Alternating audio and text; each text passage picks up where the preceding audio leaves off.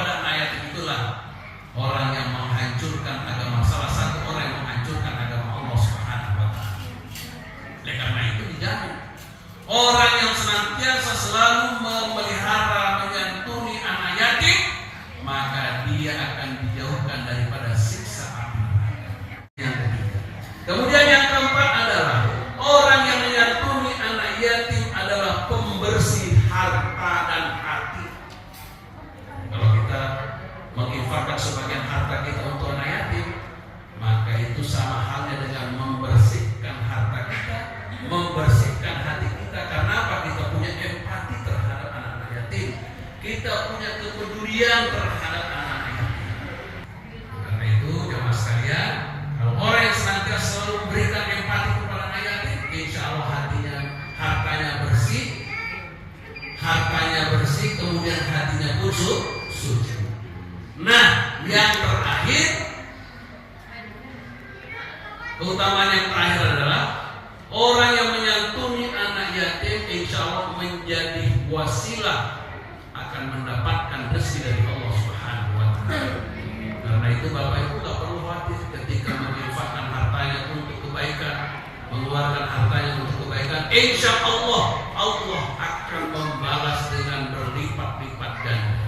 Amin ya Rabbal alamin. Nah, jemaah sekalian yang dimuliakan Allah Subhanahu wa Ta'ala, karena itu di dalam Al-Quran disebutkan laisal birra an tuwallu wujuhakum qibala al-masyriqi wal maghrib walakinnal birra man amana billahi wal yawmil akhir wal malaikati wal kitabi wan nabiyyin wa atal mala ala hubbihi dzawil qurba wal yatama wal masakin.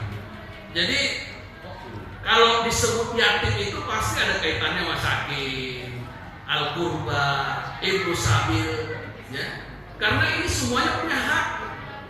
Tetapi derajatnya itu lebih utama dibanding dengan yang lain-lainnya. Walaupun semuanya sama, tapi ada derajatnya. Derajatnya yatim itu lebih utama dibanding dengan ibnu sabil, ya, dibanding dengan masakin. Utamanya lagi udah yatim, masakin juga. Nah itu lebih bagus lagi. Jadi makanya kata Allah, laisal birra an tuwallu wujuhakum qibala al-masyriqi wal maghrib, bukanlah menghadapkan wajah ke arah timur dan barat itu adalah suatu kebaikan.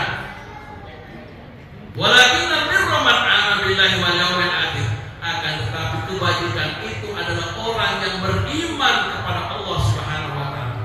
Beriman kepada Allah, beriman kepada akhir, beriman kepada malaikat, beriman kepada para nabi. Kemudian memberikan sebagian hartanya kepada siapa? Kepada anak yatim dan fakir miskin, ibnu sabil, orang yang sedang dalam perjalanan. Setelah itu baru waqamas shalah wa ataz zakat, mendirikan sholat, menunaikan zakat. Kemudian menepati janji apabila dia berjanji, wal mufuna bi ahdihi. Kemudian was-sabirina fil ba'sa'i wad dharra'i, sabar dalam menghadapi segala ujian, sabar dalam kemelaratan, sabar dalam peperangan.